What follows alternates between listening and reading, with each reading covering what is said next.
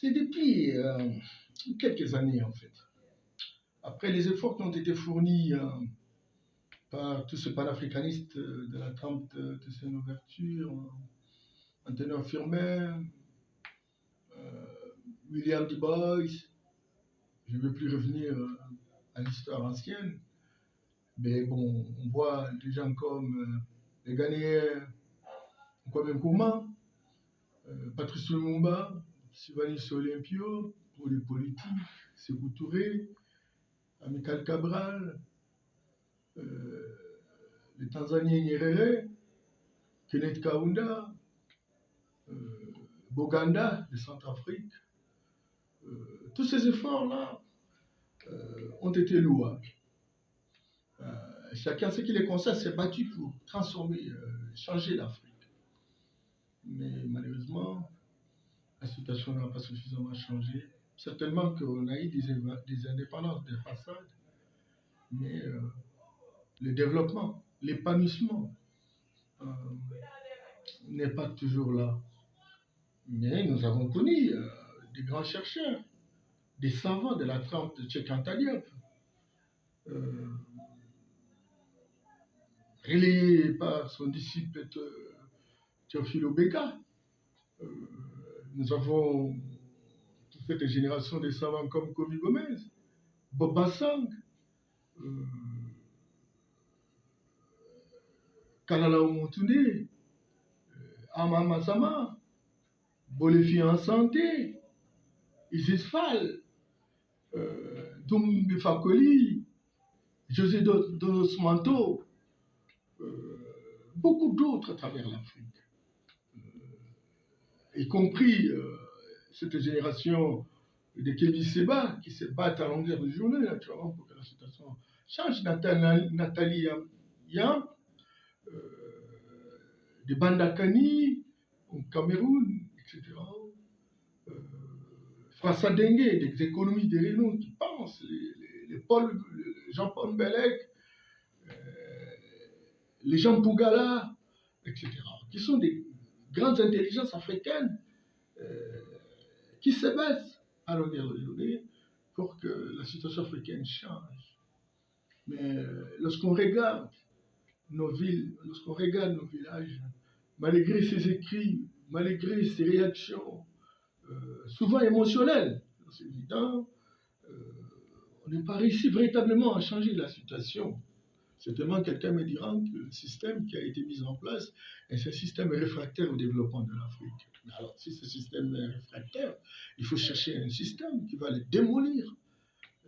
Il me semble la recherche du système, d'une alternative qui doit démolir ce système qui nous a infantilisés, robotisés, instrumentalisés, clochardisés.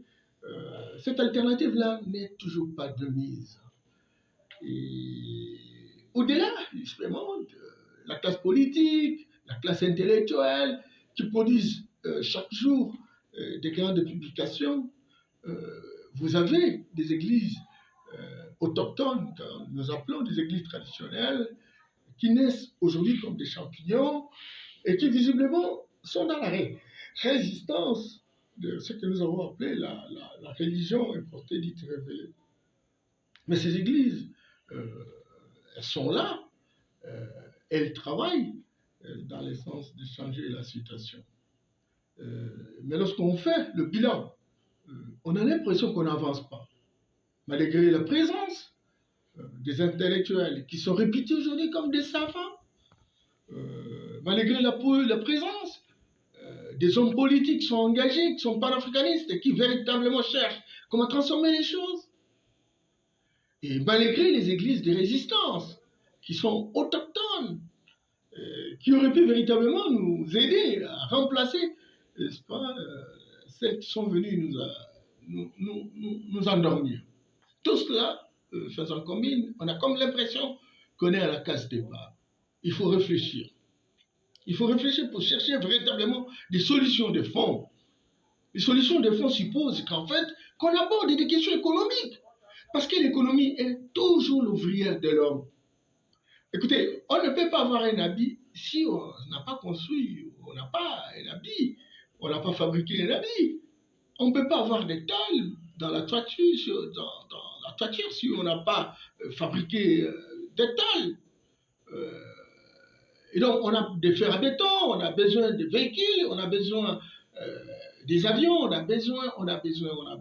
Il faut les fabriquer. C'est ça l'économie, la production, la transformation, la commercialisation. Cette question-là est restée pendante. La plupart de nos sciences qui auraient pu servir véritablement des chiens de chasse qui nous apportent les gibiers, ces sciences sont restées fondamentalement de verbiage, j'allais dire de bavardage. Nous n'avons pas des sciences qui nous aident, nous là, à construire notre autonomie par un contact que nous avons avec la métaphysique pour nous permettre véritablement d'avoir un génie et une lucidité, une torche qui éclaire l'avenir par la capacité de créativité. On n'en a pas. Je salue José Edodesmanto, j'ai toujours mal prononcé son nom, qui est un sociologue, qui a fait un essai dans sa publication sur le développement de l'Afrique, etc. Il a construit un schéma opératoire. Comment on peut arriver à construire un État fédéral? Encore qu'un État fédéral, ça relève du droit gréco-romain, il faut lui chercher un autre nom. Il faut lui chercher une autre formule, un autre arrangement institutionnel qui est fondé sur les héritages traditionnels. Ça, c'est un effort à faire, il me semble, que ça pose toujours problème.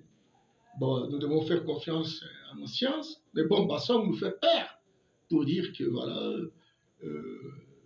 nos thèses doctorales ne rivalisent pas les thèses occidentales.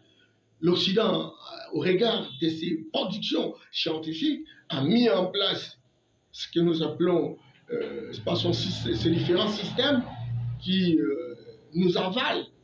Mais nous, quand nous produisons des thèses, c'est justement pour faire la compilation, pour copier, pour raconter. Et un Camerounais, j'ai perdu même de vie, Yamb, c'est un garçon, un docteur, un Camerounais, qui disait qu'il n'y a pas de scientifiques.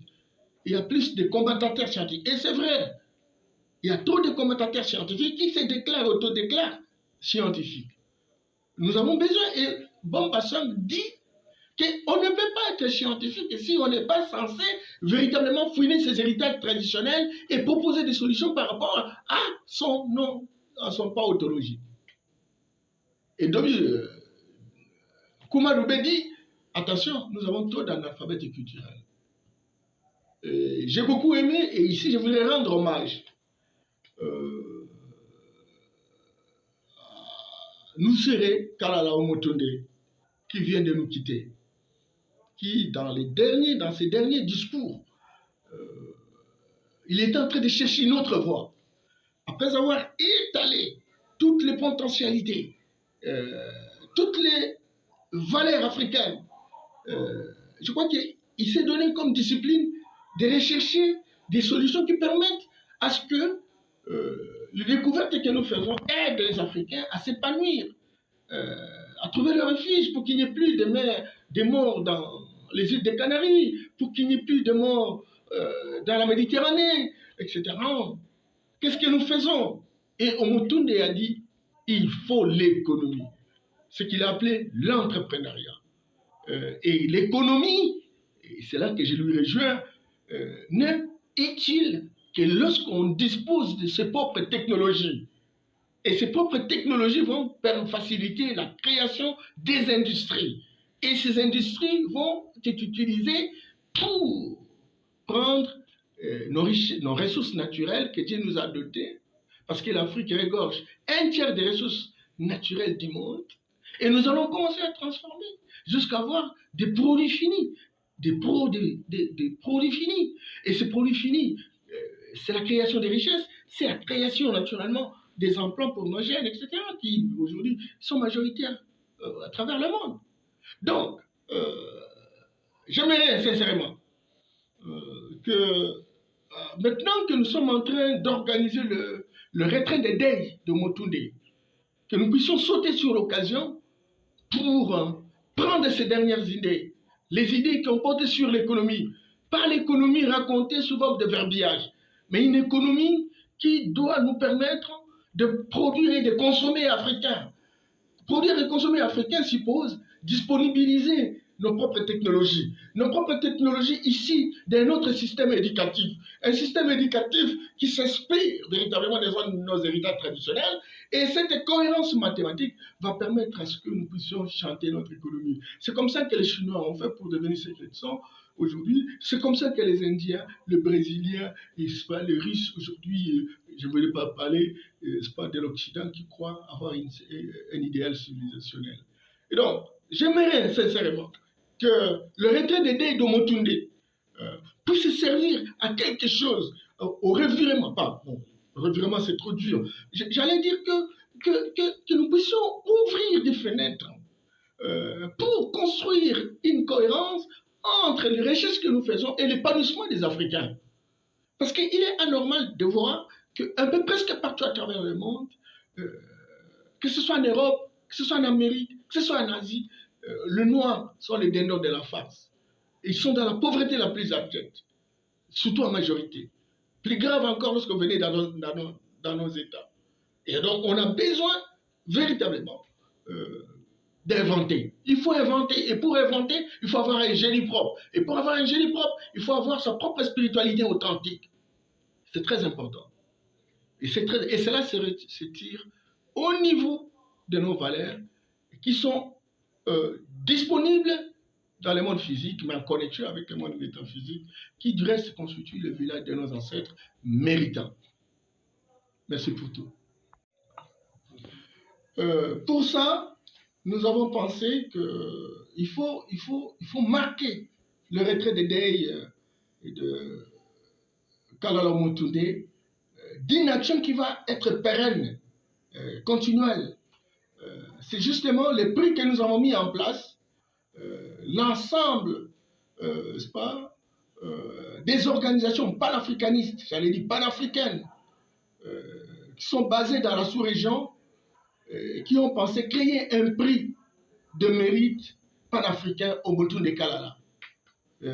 Ce prix va permettre à ce que tous ceux qui aujourd'hui s'intéressent de l'avenir de l'Afrique, des valeurs africaines, de chemin pour que l'Afrique puisse véritablement sortir de son bourbier, seront bénéficiaires, je parle de ce prix de mérite panafricain au Omotunde Kalala. Déjà le 4 janvier, le 4 février, je voulais dire, le premier prix sera décerné à un panafricaniste qui est sorti du lot, surtout que ce combat est connu au Cameroun, ce combat est connu au Sénégal, au Bénin,